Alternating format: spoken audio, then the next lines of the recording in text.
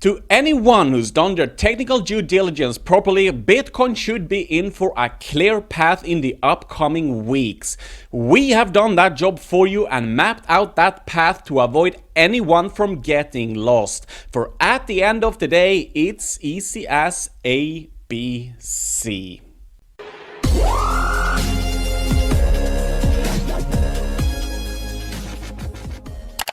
Assuming that our Bitcoin path so far is correctly assessed, the short to mid-term future, as in the upcoming few weeks, should be rather easy to predict.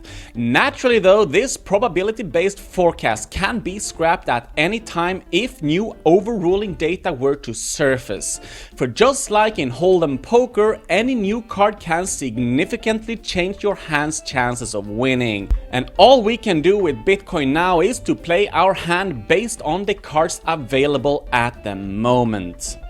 In this episode, we'll discuss exactly what I expect of Bitcoin from now on, and equally so how I intend to play it. For if we do our groundwork properly, and if Bitcoin stays on its most likely path, there's a lot of profits to be made, just like we did when we anticipated the spring peak. For unless Bitcoin is in for some hidden trickery, its path seems to have cleared up much enough for a smooth ride ahead. With that said, we stay on steady course, yet with our radar on full alert.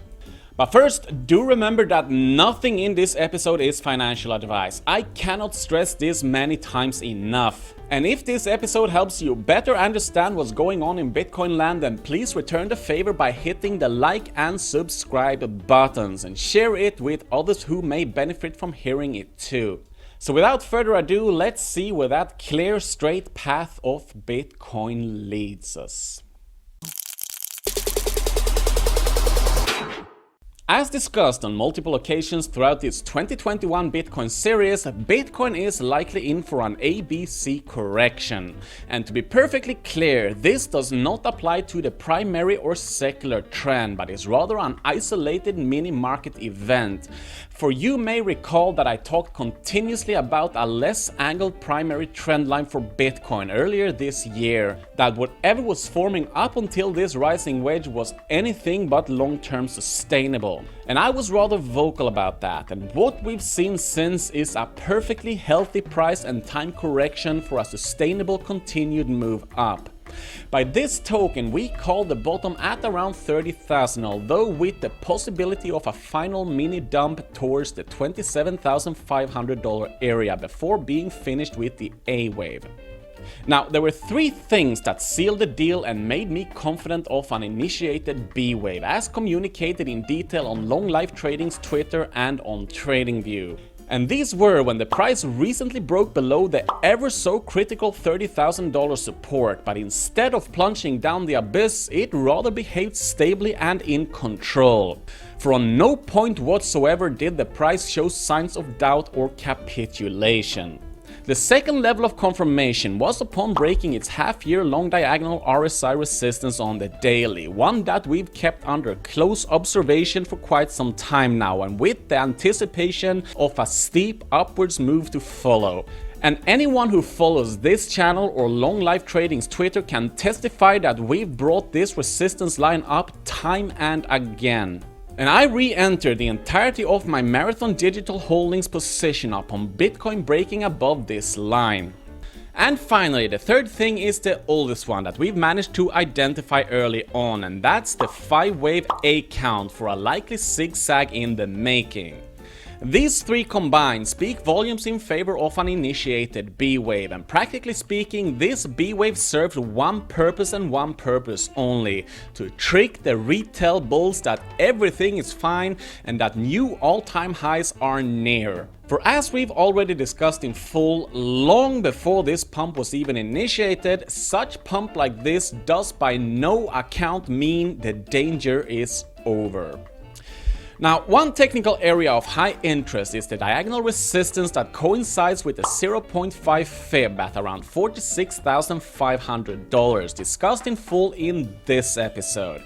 This too would somewhat match the 200-day moving average. And for those reasons, this is an area that I will pay extra attention to. However, with that said, whenever an underlying is trading within a range, formation or consolidation, they rather often tend to ignore regular indicator supports and resistances. And this includes moving averages, Ichimoku clouds, and any other overlay stuff you can think of. In this sense, we don't know yet how significant this level of resistance will ultimately prove to be. For depending on how Bitcoin were to proceed from here on, we will assess the 46,500 resistance level differently. And here's why. As discussed, Bitcoin is most likely developing a zigzag ABC correction, as the prospect A wave is now completed and consists of 5 subwaves already. And to those of you who may not know, a zigzag is a 5-3-5 correction, as in an ABC where the A and C waves are made up from 5 smaller waves, and where the B wave consists of 3 minor waves, an ABC in turn. And the reason why we can conclude it to be a zigzag is because it's the only Elliott correction that initiates its A wave with a 5 subwave count. And given that the A wave is now completed, it naturally follows that the B wave in turn should consist of 3 subwaves. By this token, if Bitcoin were to initiate its B wave of the B wave correction at, for example, $42,000, then chances dramatically increase that the $46,500 area will be the final level prior to initiating its steep C wave. If, on the other hand, the B wave of the B wave were to initiate first at $46,000 to $50,000, then we can naturally expect it to proceed well into the 50,000s before calling it a day. And here's the brilliant psychology behind this prospect B wave. Bitcoin moved sideways for 3 months, crashed by 55% or so, upon which it's then been up to absolutely nothing but drinking beer in the baby pool for 2 months straight. A pump now will cause most retailers to believe this is it, that Bitcoin is finally ready for new all-time highs. But here's the thing, that's rarely how things work. Now, I certainly don't exclude such turn of events. It could very well proceed towards new all-time highs.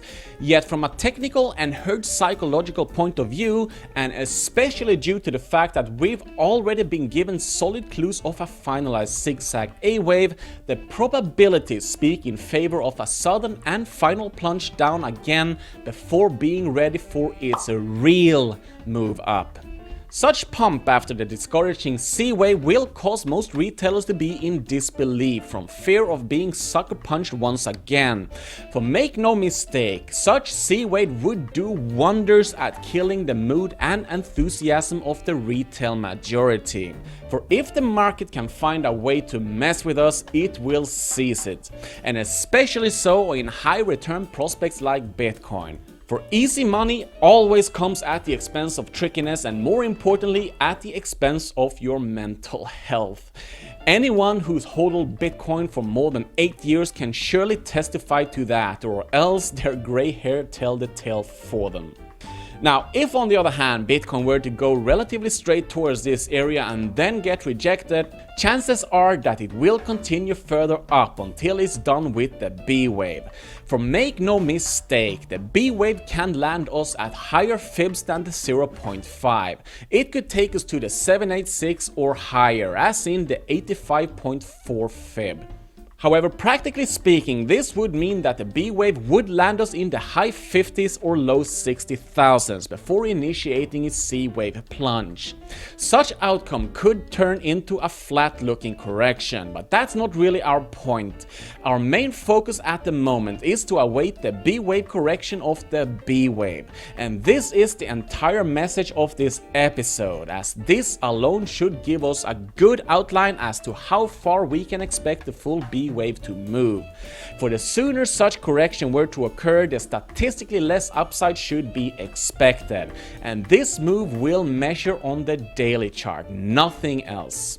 And again, this is the entire point that I seek to establish in this episode. For wherever the B wave of the B wave were to initiate will be something of a barometer of how high we should expect the price to reach prior to swiftly turning downwards again. Naturally, nothing of this means that an ABC must follow through. Bitcoin could very well, albeit still unlikely, proceed rather immediately by producing new all-time highs. All we're doing here is to assess the most likely path based on how things have developed thus far. And so far, things look pretty clear in my opinion.